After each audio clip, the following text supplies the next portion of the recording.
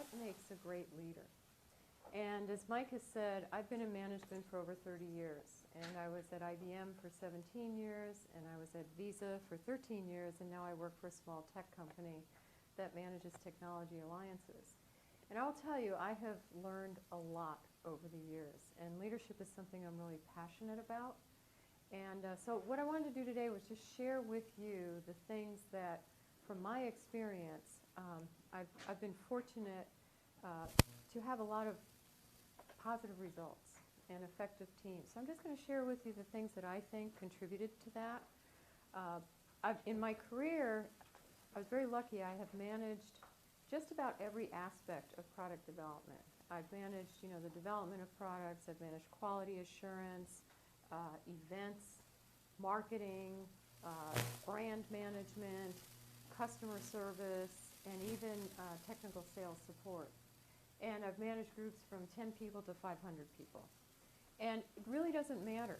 What we're going to talk about today as far as leadership applies to any of those organizations. And I think what was so interesting and different and unique about my career is that the majority of groups that I managed, every couple of years, I never applied for any of these jobs. Every couple of years, management would say, Laura, we'd like you to go over here. Okay?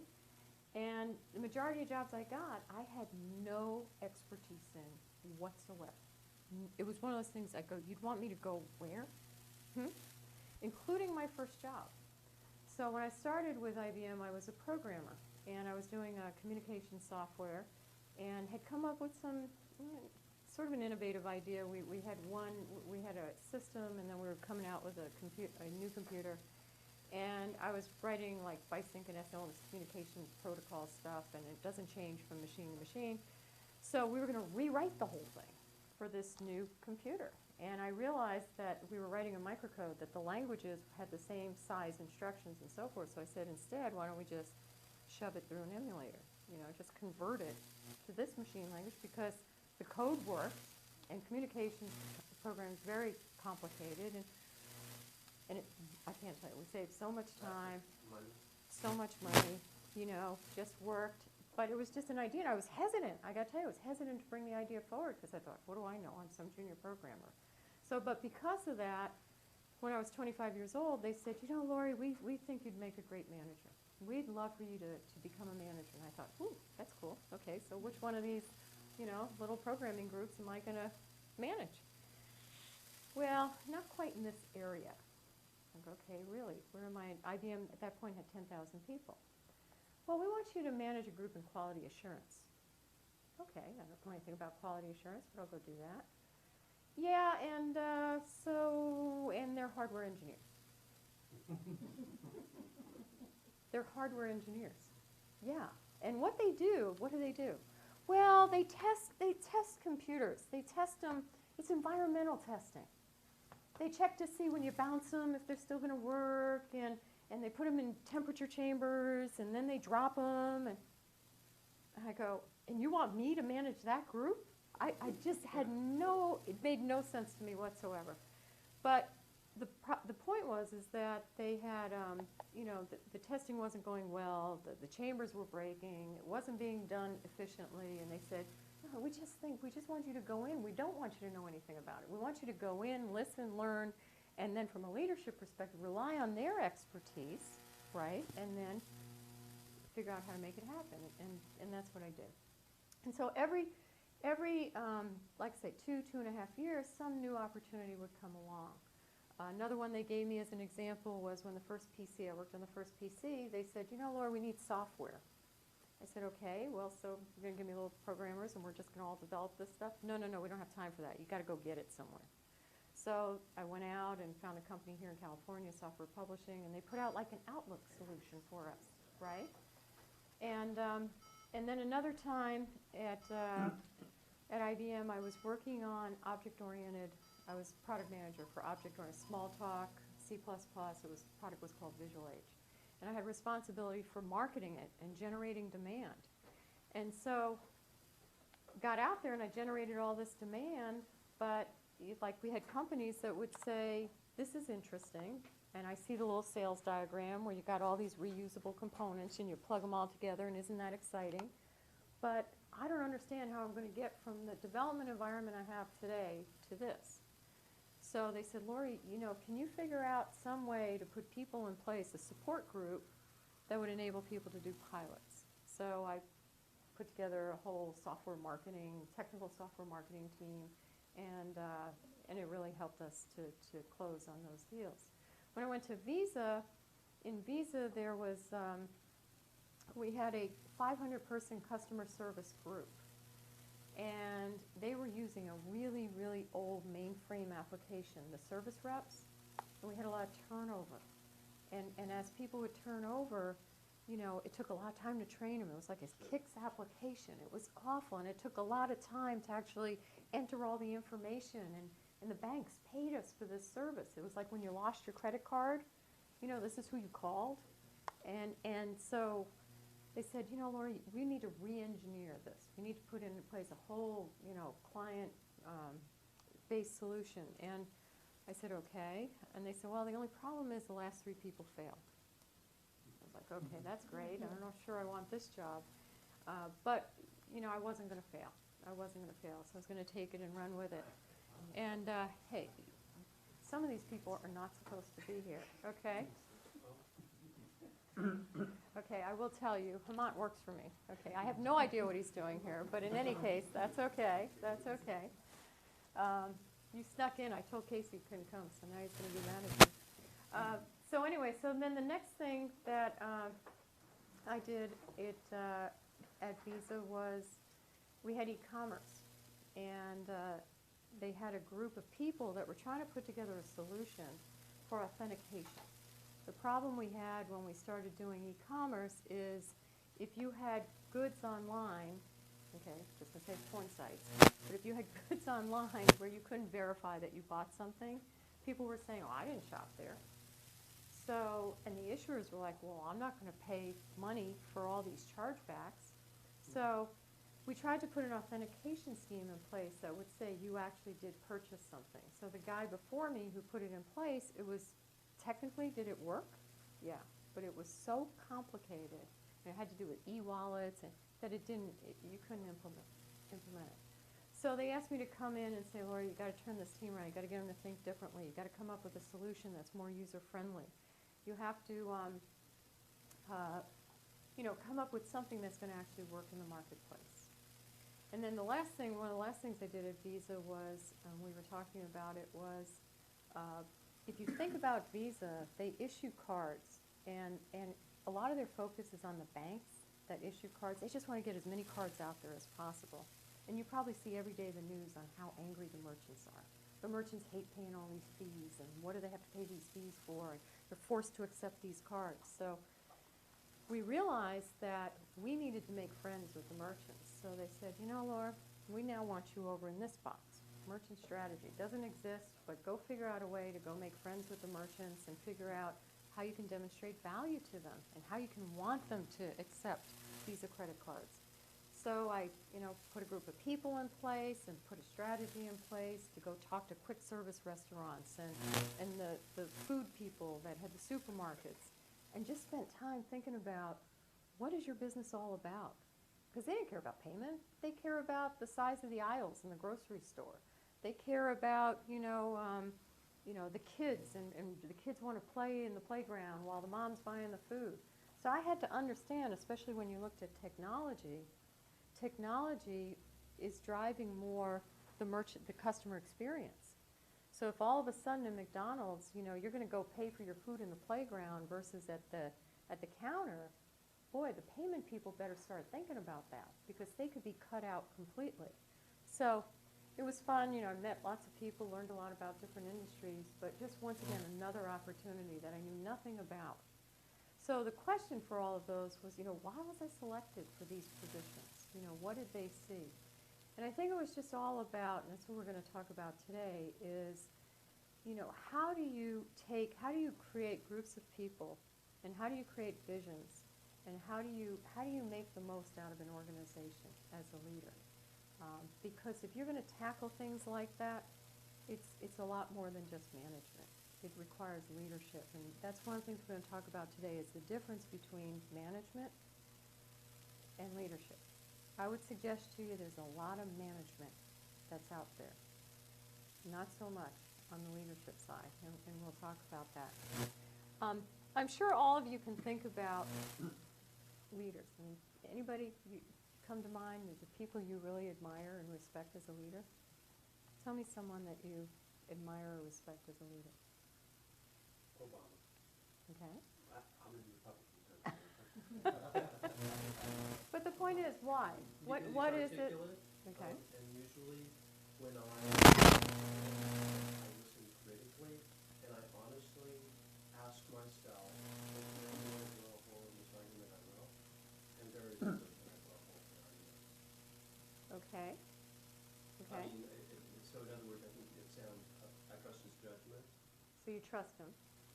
And I did say that, didn't I? Yes, I trust his Okay. judgment. That's important. And I admire his ability to communicate. I know we call Reagan the great communicator, but I have a feeling that Obama actually has quite is skilled at that as well. Okay, so we're going to talk about that too.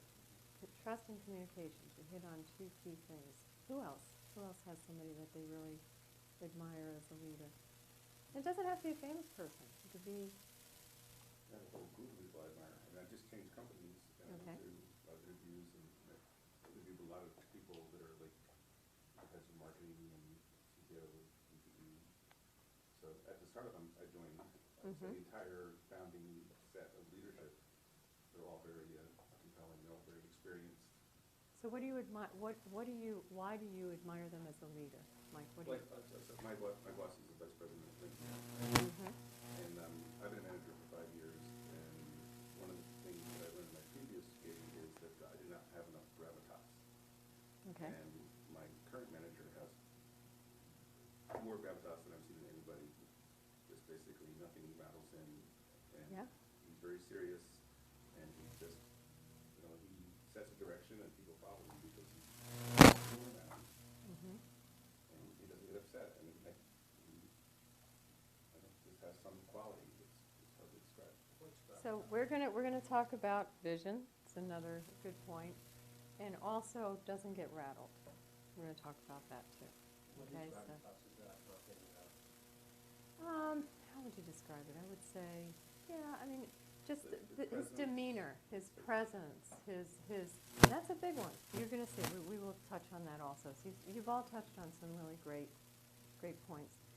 The thing about leadership is, it's a continuous journey.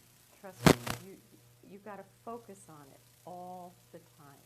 It's something you have to continue to grow and develop within yourself. And the thing that I love about it is you can apply it to every aspect of your life. It's not just business.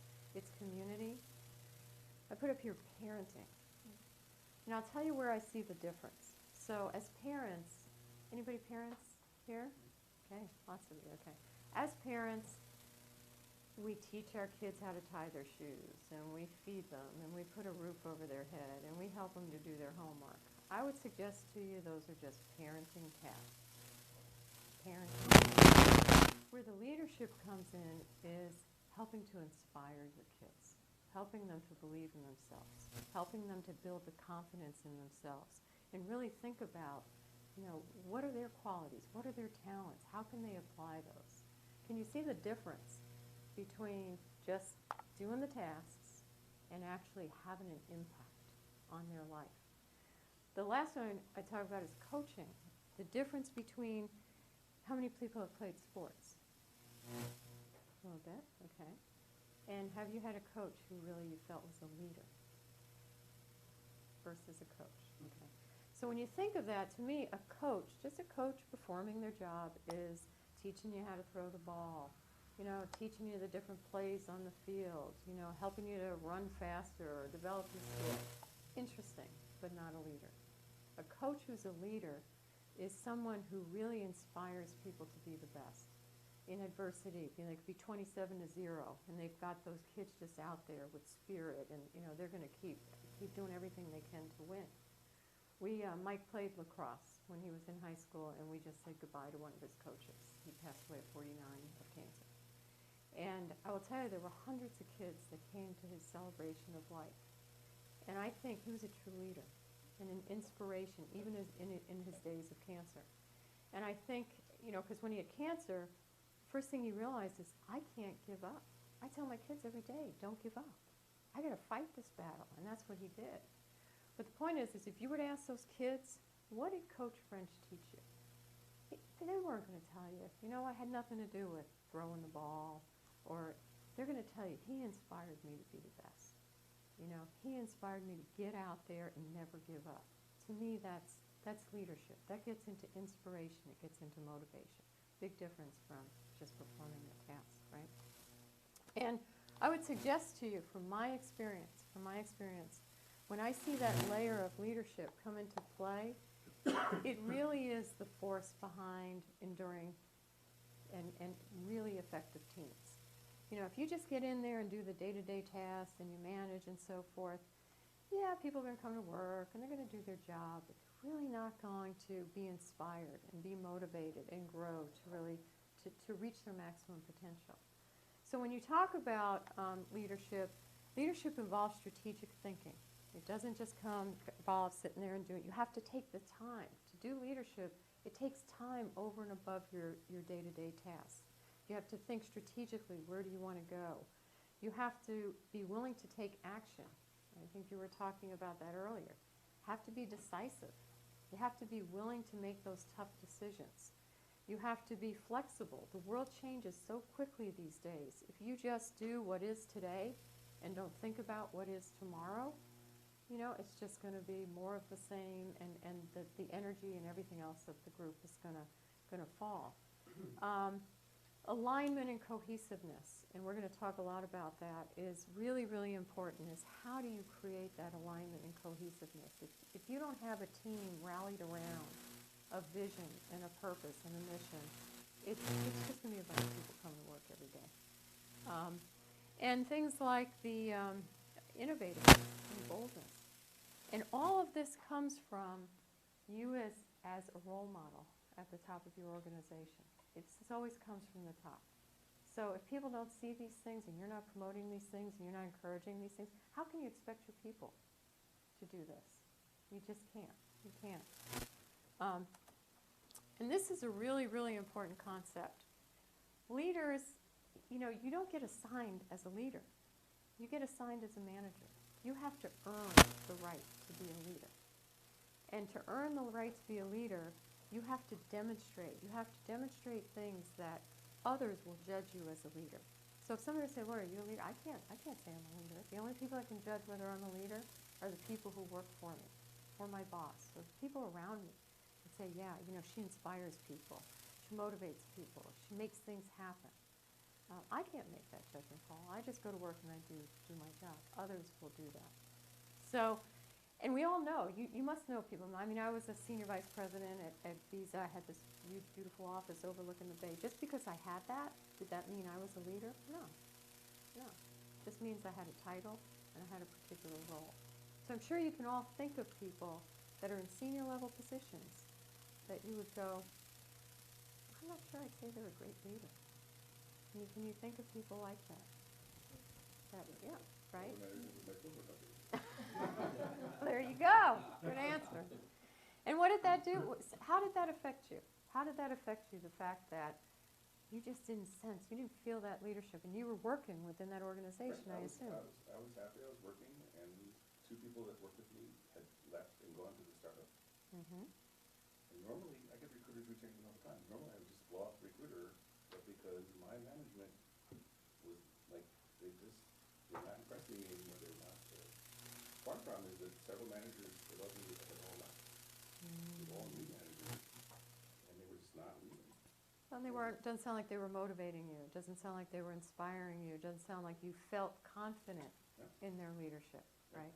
And that's important, very important. I think it makes you question also whether you want to be associated with that to begin with. Because if you have a different vision of yourself, then maybe it calls into question that relationship.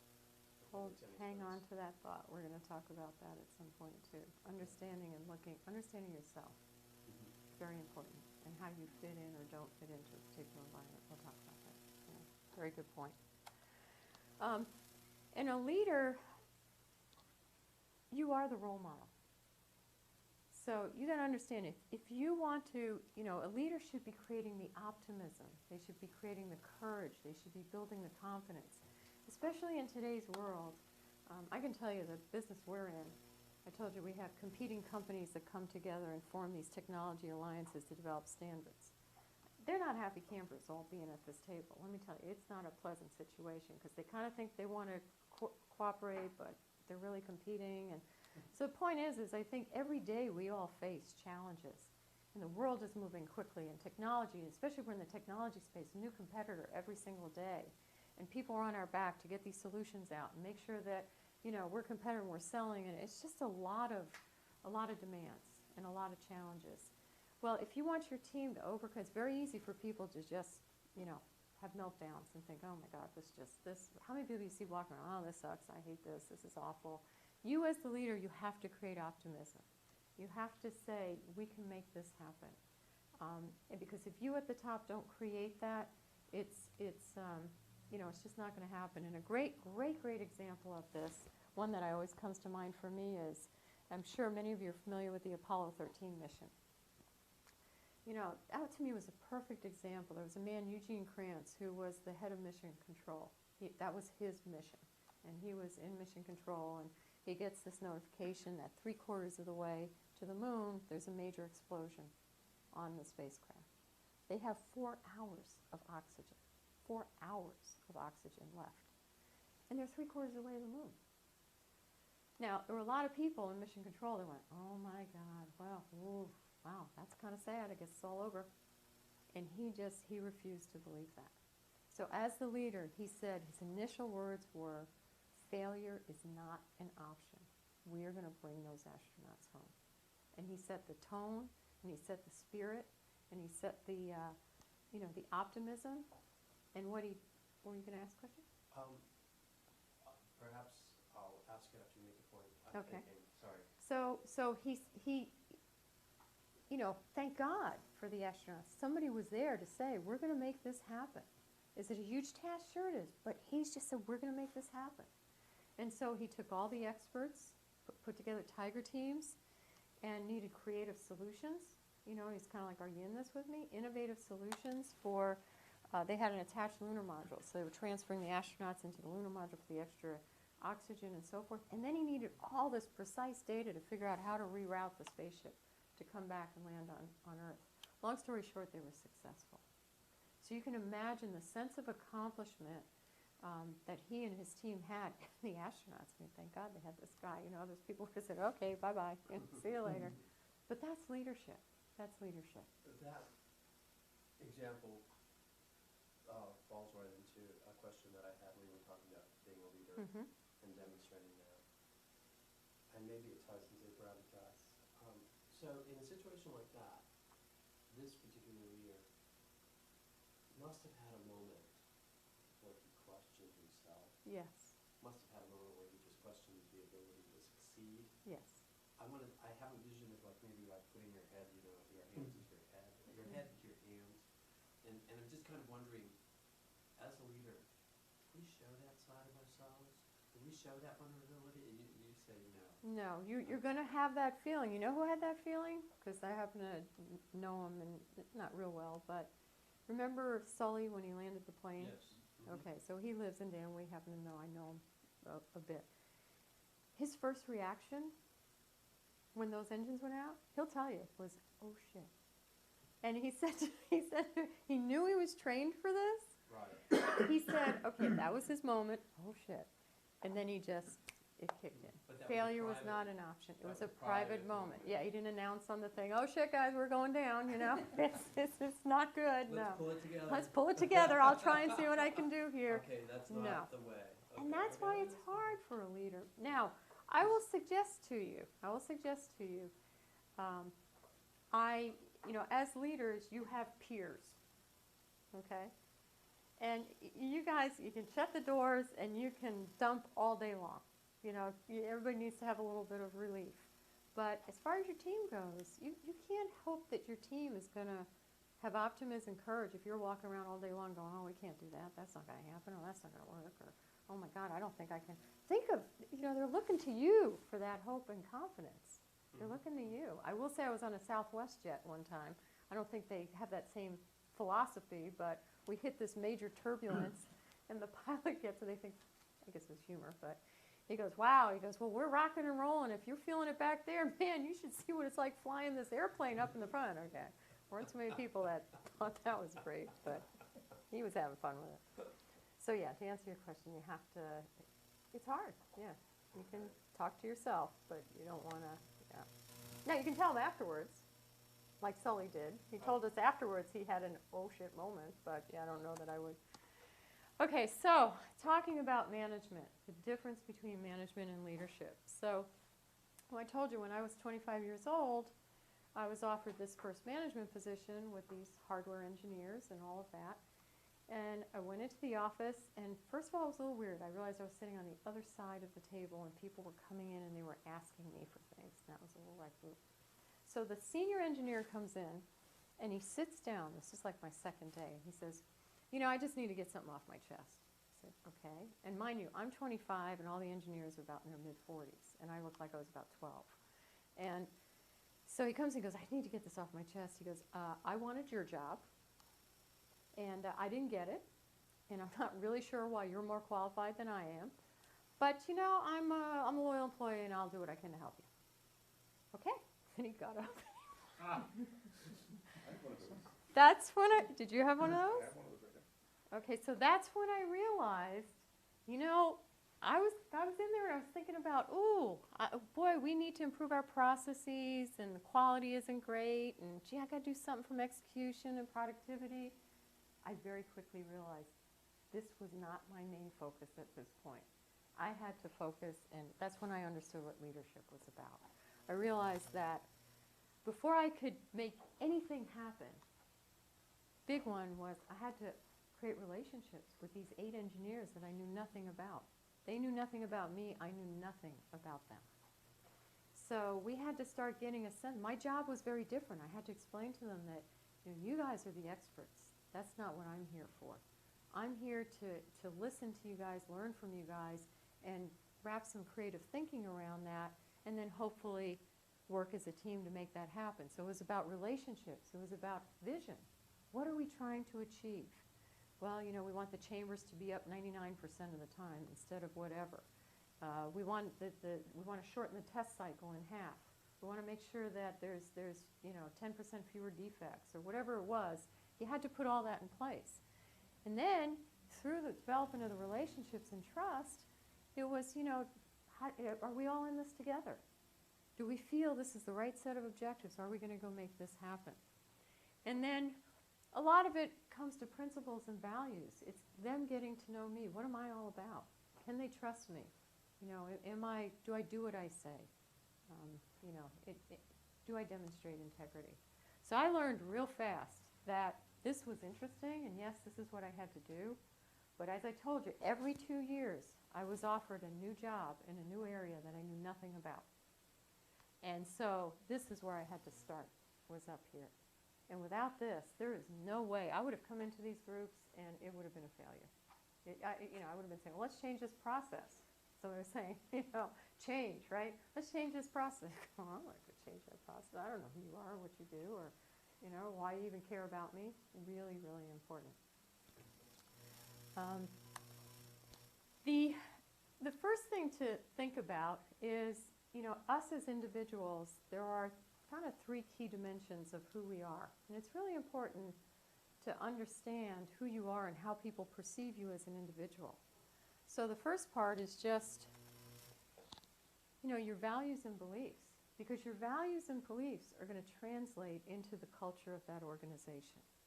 So what are the things you value? And are you demonstrating that on a day-to-day basis? This is really important, words and actions. And we're going to talk a little bit more later about communications and the importance of communications. But the most important thing is when you say something, you can talk all day long, Sam, and I'm going to listen to what you say, but until I actually see your actions to support your words, the trust is going to come from the actions, right? And how many times you know people who say all the right things, but don't deliver. So if you're going to say you're going to do something tomorrow, do it. You know, if you're going to say, you know, you're going to help somebody make sure you prioritize that. Because if you have people who every day feel like, you know, you're not actually delivering upon your word, you're going to lose trust immediately.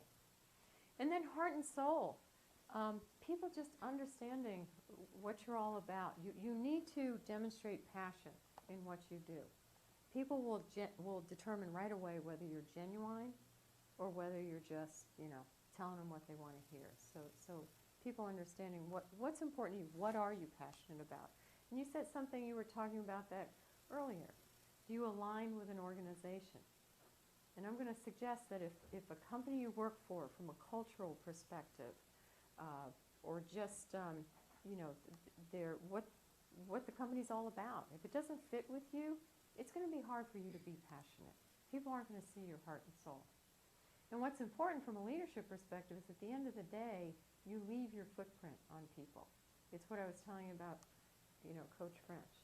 They saw his heart and soul. That's what they saw. The next one, very important. Mike, you brought this one up, right? How do you conduct yourself in situations? If you want to be respected as a leader, you have got to have a certain gravitas, right? You've got difficult situations all the time. And one of the things that in this case helped me was when I was about 23, I think, when I just started with IBM, I had a team lead. And I just kind of watched this guy go into these meetings, and everybody be screaming and yelling, there'd be all kinds of emotion and whatever. And he just stuck to the facts. Didn't go into emotion, stuck to the facts. And he could agree to disagree, and he could walk out of that meeting still feeling good about everybody he was working with and move on. And I thought, wow, I like that. You know, I like that. Yes? I also had 2 decades at IBM. We call that egoless programming. I'm sorry? Egoless programming. Egoless programming. Yeah. Correct. And I saw it all the time. People go in and they would just like get each other's throats at a meeting arguing technical points. And like you would think there were actually some of them they'd be mad at each other and seen. But the second they step out the door, they were best buddies, having coffee. It wasn't so much about the gravitas, it was just that they left the technical conflict in the meeting, Right. and it didn't spill over into their personal working relationship. Right, right.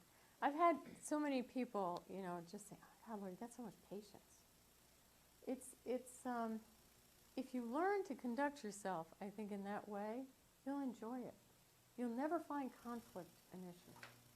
Because conflict, it shouldn't be an issue. It shouldn't have to be emotional. It's just about you have an opinion, I have an opinion. Tell me why you have that opinion. I'll tell you why I have mine. We'll look at the facts. And if you and I can't come to a win-win solution, well, then maybe we do have to escalate it to somebody else. But I don't feel bad about that. I mean, we've talked about it. We just can't seem to meet in the middle. But it's not emotional. The second you get into, you know, raising it to it's not a productive conversation. It just doesn't really go anywhere. And do you do this repeatedly in life? So people will really analyze your behaviors. I mean, it's really, really important to think about that. And then the last one is we all have innate talents. We have skills. So we're born with certain talents, and then we develop skills, and we accumulate knowledge, and we gain experience. And that just becomes part of your competencies. But as I said, when it comes to leadership, leadership for me, you know, if you look at the jobs they gave me, it was all about potential. Because I didn't have any knowledge, any experience, any skill in the majority of the areas that they gave to me. So it was all about potential. And I would encourage you, this is a way also to motivate your teams. If you see people have potential, and how many times do you see jobs today? Well, you must have 15 years of experience in this and 10 years of experience. I don't believe in that. I just flat out don't. Matter of fact, that just frustrates me. Because I believe if you have the ability to learn and you have certain basic skills, you can really pretty much learn to do anything. And the learning curve is not that big. Okay, so that whole concept of, you know, 10 years doing this, 15 years, I just don't buy it. But potential, so I'll give you an example. We have an employee in our company who started out as a temp sitting in for our receptionist who was on vacation. And then we had an opening when she came back, we have customer service. So we needed somebody, so we put him on customer service. Well, he was working for a manager who was handling all of our business operations. And, but I could see in this guy that he had potential leadership. He would go above and beyond. He would just make things happen. He was passionate about what he did, you know, would work 24/7, whatever was required to make it happen. So when that guy who was the manager, he ended up moving someplace else for another job, for his wife was moving. I asked him, I said, you know what, I think you can do this job. He said, well, I don't know, you know, I said, you have the potential.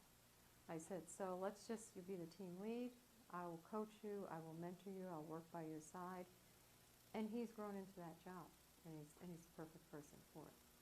But that's where I say, you know, as a leader, look at the potential. If you want to motivate people and you want to inspire people, help people to grow to that next level. You know, help them see, spend time understanding what do they want to do. You know, where do they see themselves in 3 or 5 years, and what can you do to help them to get there? And give them an assignment that may stretch them a bit, but you know, and then be there to support them. But it's really important, because when people feel like there's no growth, or you know, people don't have faith in them, it's kind of demoralizing in a way. So, you know, at the center of leadership is all those things we talked about. There's an individual who's the leader. I'm heading up an organization. The things you need to think about when you're heading up an organization is, I'm going to suggest, and we'll talk about each one a bit more, who we are and what we do. Who we are and what we do every day is going to affect what we inspire and what we enable. And how you're going to be measured as a leader is what you inspire and what you enable. Because when you inspire people to be their best, that's when you're going to get the maximum tangible outcomes. And we'll talk a little bit more about that. So who you are at the core, it's really, really important to think about. And I would suggest just go back, when you go home, just try and jot these things down. We had, last year I mentioned to somebody that I work for a small company here, and we were acquired by a larger company in Chicago 3 years ago. And it's about a 600-person organization.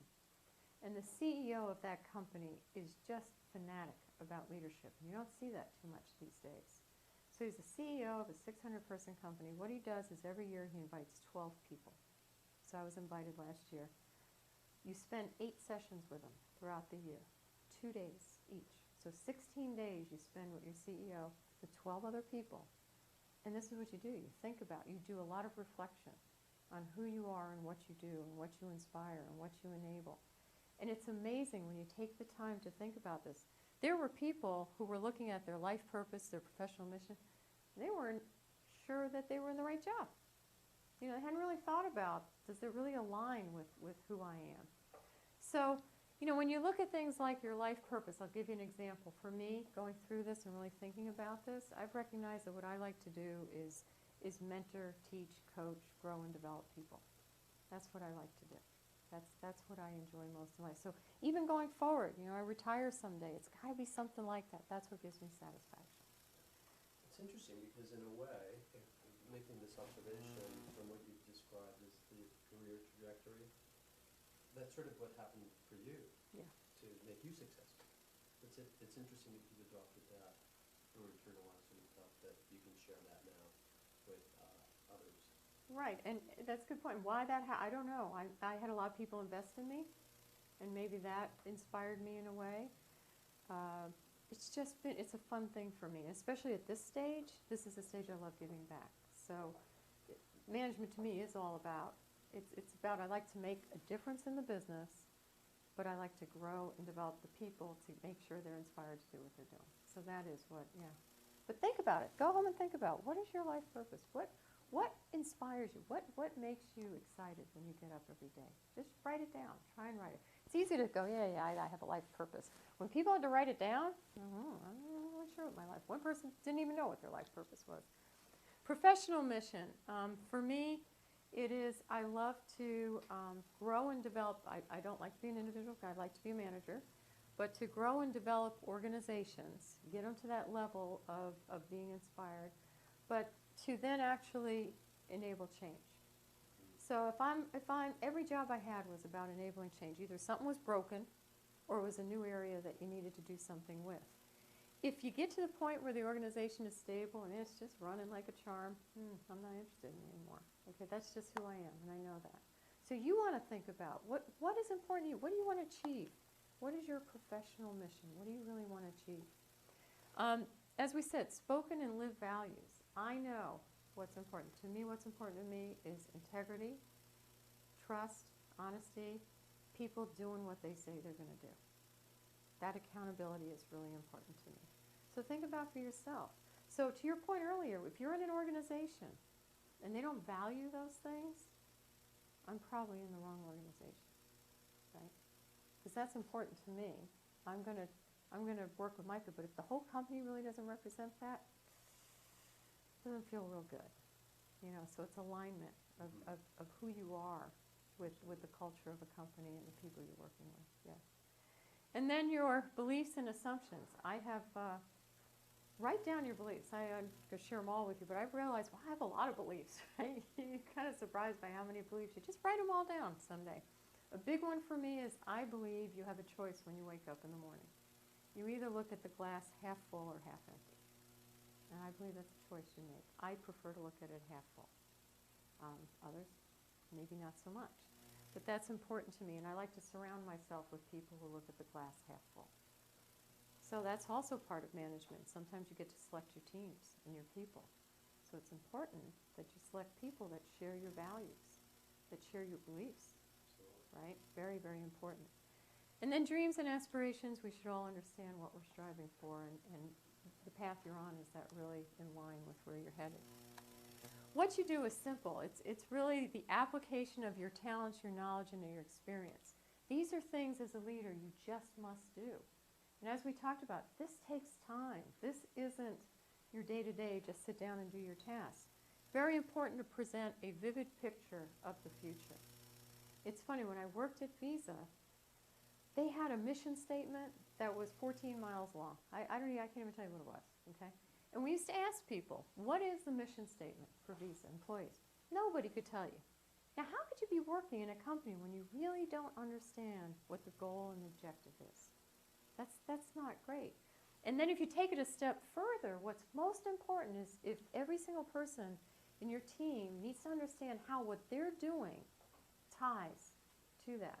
So when you put those objectives and visions and so forth, it's important that you translate that down into what they're doing. If you want them to feel good about what they do, and then when you report results on a regular basis, you need to talk about how did what you did contribute to that, right? And you have to, you know, the culture, we talked about that. You have to live. You have to live the desired culture. You can't be telling people, you know, I want you to be accountable and I want you, and then you never respond to anything or you never deliver anything. You have to live it. Big thing is judge, decide, and act, and we talked about that. There's always going to be options. To me, there's no right or wrong answers. There's just options. And as a leader, you have got to be decisive, because at the end of the day, if you're only collaborative works great up to a point, but then the organization isn't going to move if nobody's willing to make a decision. So that's the tough part. As a leader, you've got to make a decision. Not everybody's going to be happy, but the best thing you can do is you can at least communicate the rationale. You want to make sure you've listened to everybody.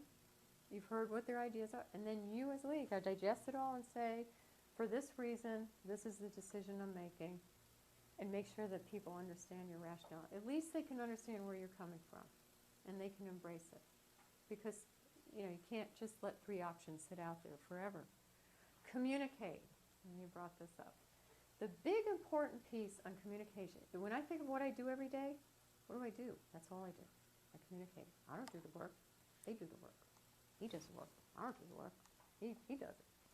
So all I do, I mean, I set visions. I got to talk to people about what they're doing. I got to follow up. I got to talk about, you know, what their roles are. Everything we do, I have to make decisions. I have to talk about why I made the decision. Everything we do is about communicating. So think about how important that is. Because it's not what I say, it's how you perceive it. That's the tricky part. How did you perceive what I just said? So are you asking your employees, are they hearing what you're saying? No. Right? Right? You may think you're communicating this. You have an example. You're saying, Mike, you can. I have an employee who has had a problem. One of the reasons they hired me is because of problems going on for a long time. And he takes a bunch of stories, they're mine, and he has a 4-week deadline, and he delivers them all on the last day of the deadline, and they're incomplete. And we're trying to get him to like break it down and deliver one thing at a time. And I gave him this very clear, verbal and written, repeatedly, instructions. Take that story, break it down in tasks, tell me which day you delivered each task. I asked him 4 times. So do you know why the communication's breaking down? Because so my team lead. What did he hear? Interpreted, I have a copy of my team lead on the email. My team lead said back to me, what he thinks that person heard was, we want it sooner. Yes. So So see he the. hung on to everything, and he worked overtime, and he delivered it all in a big lump sooner. That's Right. what he heard, the hurry up. Perfect What I example. wanted was, we want predictable chunks, and like, we want you to work on the most important chunk, and we want to give other chunks to other people to work on. We don't want you to hold on to the whole thing, right, just give me the chunks. And he just, Perfect example. you know, he's been writing, he just did not. And where do you think it broke down? It's his style of work. It's just the way his mind. It's the way he's thinking, and so depending upon the way people think, they interpret your words in a different way. So a lot of times you have to say, okay, are we clear? It's amazing because you know what you're saying, but the other person. He's never demonstrated the ability to break anything down. Like, it's just an alien concept for him. He doesn't understand that. Like, he takes a holistic view, and he just massages the code until it does what he thinks it should do. And I'm going to have to teach him how to break things down. Right. So you've recognized that. You recognize what you said, how he interpreted. You recognize it's because he doesn't break. So now you've got to, like you say, you've got to spend time and effort to tackle that. I will tell you one of the important things on communications, and we do this, and probably lots of other companies do too, is taking. One more point I will Yes. have to make. So, maybe he understood it, but maybe he wanted that system to do it by himself. Well, I think that's sure, that's certainly part of it. He doesn't want to let go. Like like emotional issue or emotional bonding to that piece of It's code. his style of coding. He's a self-taught programmer that has worked without a team. He's not used to working with a team. He's not used to breaking things down. He's not used to planning things out. He's just Because like, people have that kind of ownership thing, like, oh, this is my thing, yes, so there's definitely. I will do it, I'm not let it go. Yes. So, And he has also the anti-ownership. You assigned a bug to me in code that I didn't write. I don't own that. Like you signed that to me. It's a very clear ownership thing. Yeah, and that is a problem. So we face that sometimes ourselves, where people don't want to let go, and you communicate and communicate. But it's to your point. It's getting underneath, understanding why your message is not Right, being. To your point of, it's not what you say, it's what they hear. Exactly. And what I was going to mention is it's really important, and I would encourage all of you to do this. And there's so many different tools you can do it in. But have your employees take personality tests.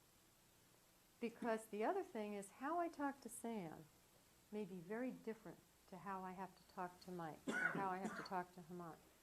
Because I'll give you we do this. When we hire people, everybody gets this test because it looks into things. Are you an introvert? Are you an extrovert? Are you comfortable with conflict? Things like that. And what you'll find out is, I'll give you an example. I'm a type A person. Born in New York, very direct. Okay? You know where I'm coming from. But we have other people in our company who are they're not, and I'm comfortable with conflict, not a problem. We have other people in our company not comfortable with conflict, very passive, so my style is sort of a brainstorming thing. You're going to say, Laura, what do you think about this? And I'll go, well, why do you want to do it that way? Tell me, I'm not sure, have you thought about this way? I'm really just wanting to talk about it. I just really want to generate. The other person, once we took the personality and it helped you to understand how they react to certain things, the other guy, the light bulb went off. He went, oh my God, now I get you. It was John Eric, in case you're wondering who it was, right? So, and he's like, I just felt like I was being challenged and attacked and you were just telling me didn't know what I said, no, I wasn't challenging you in a negative way. I wasn't, until I really understand your rationale, and I'm kind of thinking, well, I'm not sure. I kind of see it. I want you to prove to me that my thinking isn't making sense, So it's different personality type. Now he gets me. He goes, now when I come in, he doesn't go, well, he used to get defensive, and he used to get like, oh my God, she's attacking me. He goes, wow, I totally get you now. And it was only because we went through this, and it helped to identify, if you have this personality type, this is how others may perceive you. And if you're dealing with Mike and he has this personality type, wow, understand this is what his sensitivities are. And this is how you have to communicate to him. So it's not unusual. You're going to have teams of people that are very, very different. And you've got to tailor your communication style. Tailor it and understand the people you're dealing with. Because if not, you're going to go like this. Your communications is just going to, it's not going to work. Any questions on that? Any comments? Just a comment. Yes. So it seems to me as though, as a leader, you have to have like these various sub-personalities, if you will, to deal with as many different types as you might Sure. have on your team. Very Or true. just understanding of that, how the persons work or how. Right, I don't think it's a Okay. split personality, but what I'm trying to say is you just constantly have to be aware of tweaking your own personality to adapt to You do. whoever you're talking to at the moment. You do. I'll give you an example. But yet you were consistent as well, though. Well, and once people get to know you, right, so you almost have to have that level of conversation to explain it. So now that I'm conscious, I'm a type A person, I will, if I sense somebody's a little passive or not comfortable with conflict, I'll say, hey, if I'm just, I'm really just wanting to have a conversation or brainstorm. So I kind of go out of my way to make them realize that, I'm conscious of the fact that maybe they need to know I'm not attacking, I'm not challenging them. We've had situations. Hemant is fairly direct. And he's had people who have felt, he'll just say, well, I don't understand why we just don't do it this way. And 9 times out of 10 he's right, okay? But I said, Hemant, it's the way you say it to that person. So we've had people who say, well, I think he thinks I'm stupid. Well, no, he doesn't think you're stupid. He's just saying this is the way he thinks it should be done, and he's just communicating the way it is.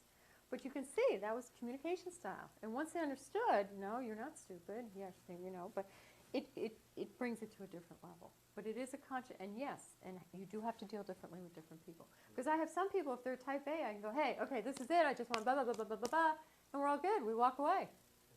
Right? And the other person has to go, okay, well, tell me, here's what I'm thinking, and, and it's just what they're comfortable with. Exactly. Right? So it's a little bit of tailoring. It's not a big deal, but it's being conscious of the people you're with. Okay, the cohesive teams you brought up earlier. Very good question. He said, I separate personal from business. I would suggest I don't. So I will tell you that in those however many groups I've organized, my best friends are people who worked for me over the years. My best friends are people who worked for me over the years and continue to be. So I know them on a personal level, very personal level, and I know them on a business level. And I would suggest that, yes. Yeah, but a lot of that also has to do with respect as well. If they respect you and understand that you can, when you're outside of work, at a personal level, when it's time to get work done, they know that they have to get it done because they respect you. Well, thank you. I appreciate that, Michael. And he knows a lot of my friends. Mm-hmm. And he knows a lot of people that work for me. And maybe it is establishing that respect. Because when I'm at work and something isn't getting done, or we need to talk about something, that's a whole separate thing. So in terms of how I am, my personal relationship is this, but I do have both. But having that personal relationship makes it so much easier for me to know where you're coming from. Because we get each other, we understand each other, we get each other. So now it's just a matter of focusing on work. Versus when it's 2 people, you don't quite know, I don't know where you're coming from, I don't know if I can trust you, I don't know. You got a whole nother layer of complexity on top of all the rest. So I would suggest it's okay. Matter of fact, it's, I think, really important. If you want people, you know, to feel part of a cohesive team, you need to have interest in them. Interest in them as a person. I mean, how many people do you have that, unfortunately, you know, it's a situation where they don't really think you care about them as a person. You know, you come to work, you do your thing, you don't really know them, you don't really know. That's not a great situation, right? How do you feel when your boss doesn't really know anything about you? Do you think that's odd? You do think it's odd. If they know nothing about it, they don't know if you have kids, they don't know if you're married, they don't know if anything. What about the rest? Yes. So every week on Friday at 3 p.m. I have a meeting with my boss that has nothing to do with work. It's just hourly. And for an hour, we'll just catch up on how everything's going, what are you doing for the weekend. And it's, from the beginning, he started doing that. And it, I don't know how to explain it, but when you go into it, it's just you have this understanding of each other, and it definitely makes me want to actually make sure this gets done for him and for his boss, right? Anytime it's more of a personal relationship, even though it's still, he's very hard to get everything done, but the fact that he will take out of a busy day an hour to just ask, how are you doing? And I think that's the important point. They were willing, because we know we're all busy. Somebody was willing to take the time out of their day and ask how you're doing. One of the things, like if you notice an employee who is just, seems like they're having a bad day, you know, sit them down and say, hey, is everything okay? Is there anything I can do? You're not prying, you're demonstrating interest, you're demonstrating compassion. And that just, once again, builds to the trusting relationships. But you have to be careful because there's a difference between sympathy and empathy. Right. Yes, that is correct. And so if you want to show compassion, you have to be empathetic, show empathy and not solve their problem. That is correct. And you have to demonstrate equity. I've had situations where I had a guy one time who he wanted to live someplace else and do his job, and his job really wasn't conducive. He was a programmer. It wasn't conducive to go living at that point in time, living someplace else. But his father had a medical condition, and really it was a case where we said, you know, maybe you need to think about bringing your father here. It was just in another state. It wasn't because if I had granted that to that person, to your point, and I have to then be willing to grant it to all of you. Well, could we have all of our employees move to another state? No. So equity is really important. And like you say, you can't solve their problems. You can be there to listen and so forth, but at the end of the day, you're right. You can't take on their personal problems. But it's or even like showing sympathy by saying, like pointing out the silver lining or pointing out the positives or just trying to put a positive spin on things is not appreciated, right? They just want you to feel that you understand what they're going through. Exactly. Yes, listening, right? Just being there and to your point, not trying to solve it, but listening. You know, I Yes. think that if we went back to the educational process, I'm thinking, building cohesive teams might come down to just a really basic precept, I think. I was taught to always be a team player and make the boss look good. Yeah. So it does. Did you talk to everybody who reports to me? No, I'm telling you, because then I believe that this personal, lovey, touchy-feely thing is irrelevant. Because if everybody practices that mantra, then it's equitable. Everybody's doing their job and is looking to excel. The boss has a positive reflection, and then that is conducive to a positive relationship with the boss anyway, as opposed to thinking that this personal interest in the individual is going to elicit that behavior. I'm not saying it won't.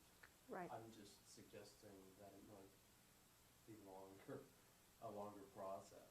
Well, you got to earn the respect of your employees, right? And a lot of times people want to know that you care about them, you know, and you're not just caring about the numbers and the business and whatever, because at the end of the day, it's people who are going to deliver upon your vision and objectives. And as people, they don't want to feel like they're just somebody in there delivering upon the numbers, right? Well, I know that when we, for example, at times have had conference calls, Mhm. your Monday morning conference call. So how was the weekend? Fine. End of story. Well, now, let me, That is a conversation killer, isn't it? Oh, it was fine. Yeah. I would say there's not a great relationship there, right? Right, I would say the Right. same. Because you kind of wonder, what Right. do you find? You know, nobody has anything to say.